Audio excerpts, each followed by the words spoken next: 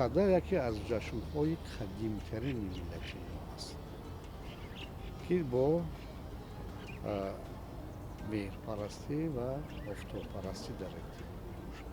яъне ҳамон замоне ки инсон дарёфт ки гармӣ медиҳад, агар офтоб дар осмон гармӣ медиҳад, пас тимсоли он дар замин оташ аст.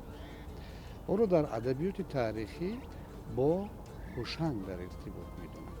фақат гап дар сари он аст ки ҳушанг тарзи эҷоди оташро аз тарафи инсонҳо кашф кард. гап дар бораи кашфи оташ намебарад, гап дар бораи омӯзондани истифодаи оташ аст. ва аз ҳамон давроне ки сада пайдо шуд, тақрибан дар даврони неолит аст ва шояд аз 8000 сол бештар бошад.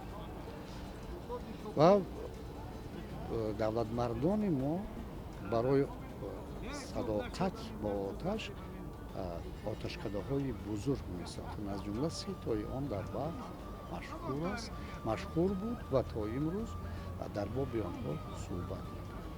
ва пайдоиши садаро ба вожаи сад, яъне 50 шаб ва 50 рӯз то наврӯза ҳисоб кардаанд, ки аз рӯи андешаи абурайҳони берунӣ, донишмандтарин инсони асри 10 ба 30 январ рост меояд. пеш аз он 5 рӯз пештар иди баҳманҷана буд, яъне омодагӣ ба сада буд ва рӯзи 10 баҳман ки ба 30 январ рост меояд, ҷашн гирифта мешуд. дар он ҷо хосиятҳои худ дошт. пешакӣ омода мекарданд ҳезумро ва берун аз шаҳр як ҷои баландӣ мегузоштанд он ҳезумҳоро ва оташ мегиронданд.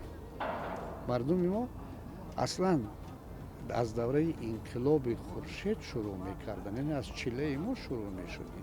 ва вақте ки таваллуди хуршед аст, то 40 рӯзагии он ва офтоб ки хандонрӯ мешавад, нерӯ мегирад ва ҷашни садаро.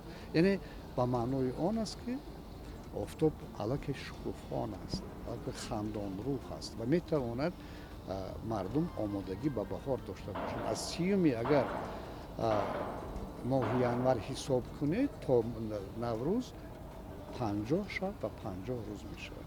хуб, андешаҳо гуногунанд, вале ман эътимод ба абурайҳони берунӣ дорам, ки ӯро аз вожаи сад медонам.